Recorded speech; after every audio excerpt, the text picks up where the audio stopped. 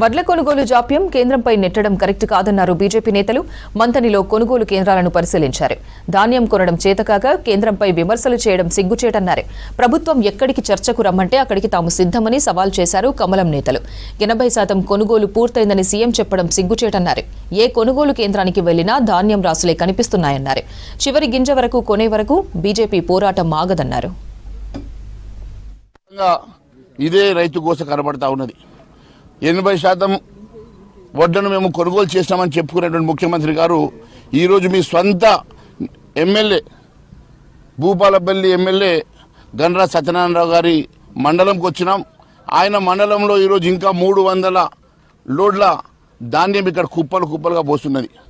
ఇక్కడ రైతుల్ని అడిగితే గత అనేక రోజుల నుంచి ఇక్కడ 30 రోజుల నుంచి 20 రోజుల నుంచి మేము ఇక్కడ కాపలా ఉంటా ఉన్నాం. మరి ఇక్కడ గన్ని బ్యాగ్స్ ఇస్తలేరని, గన్ని బ్యాగ్స్ ఇస్తే మాకు మరి జోక్తలేరని, మరి లారీలు రావడం లేదని చెప్పి వాళ్ళు బాధపడతా ఉన్నారు.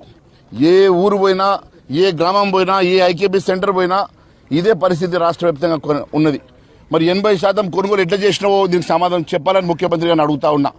80% కొనుగోలు చేసిన గాలి లెక్కలు చెప్పే ముఖ్యమంత్రి గారు నీ స్వంత ఎమ్మెల్యే నియోజకవర్గానికి రా, ఇక్కడ ఉన్నటువంటి కుప్పల్ని చూసి మీరు మరి ఈరోజు సమాధానం చెప్పాలని మేము మిమ్మల్ని అడుగుతా ఉన్నాం.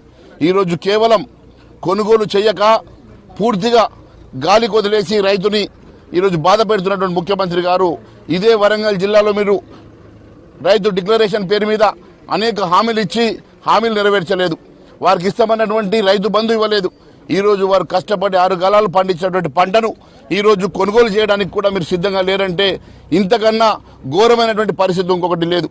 మేము ఈరోజు మిమ్మల్ని అడుగుతా ఉన్నాం. ఈరోజు రాష్ట్ర వ్యాప్తంగా ఈ పరిస్థితి ఉన్నది. మేము ఇక్కడితో వదలం. ఎట్టి పరిస్థితుల్లో రైతుకు అండగా ఉంటాం. మీరు ఇచ్చిన హామీలు నెరవేర్చే వరకు భారతీయ జనతా పార్టీ మిమ్మల్ని వెంబడిస్తుంది. ఖచ్చితంగా మేము మెడలు వంచుతుందని చెప్పి తెలియజేస్తా ఉన్నాం. ఎన్ని కొనుగోలు చేసినావు?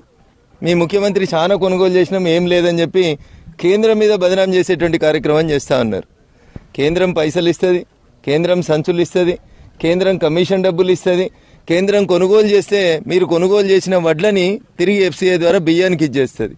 నువ్వు వడ్లే కొంటలేవు, వడ్లే రైస్ మిల్ కోతలేవు, వడ్లు బియ్యమే కాలేదు. ఇంకా కేంద్రం కొనుగోలుగా చేస్తలేదని రేవంత్ రెడ్డి ఒక దిక్కు మాట్లాడతాడు, ఉత్తమ్ కుమార్ రెడ్డి గారు ఒక దిక్కు మాట్లాడతారు. రోజు పేపర్లు చేతిలో ఉన్నాయని పెద్ద పెద్ద అక్షరాలతోటి కేంద్రం వడ్లు కొనుగోలు చేస్తలేదని తప్పుడు మాటలు మాట్లాడకండి. రేపు మా మొదటి విడత పాదయాత్ర అయిపోయినాక నిజంగా నీ ముఖ్యమంత్రి కానీ నీ సివిల్ సప్లై శాఖ మంత్రి కానీ ఏమైనా నిజాయితీ ఉంటే ఏడ చర్చకు పిలుస్తావో పిలువు. రేపు సాయంత్రం లేదా ఎల్లుండి పొద్దుగాల 11 గంటలకి బరాబర్ వస్తాం. పోయినోనికి నీకేం తేడా ఉంది? వాడు బేడీలు వేసిండు, నువ్వు కేసులు పెట్టినావు, నాన్ బెయిలబుల్ కేసులు పెడతా ఉన్నావు. వాళ్ళు వండించిన వడ్లని వాళ్ళే నువ్వు కొంటలేవని నిరసన చెప్పేందుకు అంటుపెట్టిర్రు. దీనికి కేసేంది? మాట్లాడితే కేసులు పెడుతున్నావు, వడ్లు తగలబెట్టుకుంటే కేసులు పెట్టుకుంటా ఉన్నావు. ప్రజాస్వామ్యంలో ప్రజలకి నిరసన చెప్పేటువంటి హక్కు లేకుండా చేస్తున్నటువంటి కాంగ్రెస్ పార్టీ నాయకత్వం ఒకసారి దయచేసి ఆలోచించాలి.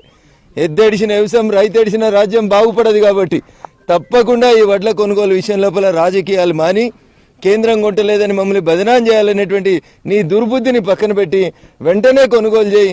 అందరం కలిసి వర్షం కురిసి వడ్లు నానిపోయే కంటే ముందు రైతులకు సాయం చేద్దాం తప్ప దీంట్లో కూడా కుటిల రాజకీయాలు చేసి చిల్లర పంచాయతీలు చేయొద్దని చెప్పి కాంగ్రెస్ నాయకులకు ఈ సందర్భంగా మేము విజ్ఞప్తి చేస్తూ, చర్చకి ఎక్కడికి వస్తారు, ఏ చౌరస్తాకి వస్తారు, ఏ ఎమ్మెల్యే ఊరికి వస్తారో ఒక్కసారి చెప్పాలని చెప్పి మేము రేపు మా మొదటి విడత రైతు కోస యాత్రను ముగించుకొని పట్నంకి వచ్చేసరికి ప్లేసు టైం డిక్లేర్ చేసి టీఆర్ఎస్ వాళ్ళు ఎన్ని కొన్నారో చెప్పురు అంటుండు ఉత్తమ్ కుమార్ రెడ్డి. మనుషులేనా మీరు? అసలు వాళ్ళు పోయి 2.5 ఏళ్ళు అయింది మీరు వచ్చి. వీడికి 10 పంటలు కొనుగోలు చేసిరు మీరు. ఇవాళ టీఆర్ఎస్ కంటే మేము ఎక్కువ కొన్నాం. దానికోసమా నీకు ఓట్లేసింది ప్రజలు? ఒకసారి ఆలోచించి వేదికను ఫిక్స్ చేయాలని ఉత్తమ్ కుమార్ రెడ్డిని, రేవంత్ రెడ్డిని ఇద్దరిని కూడా మేము ఈ సందర్భంగా డిమాండ్ చేస్తాం.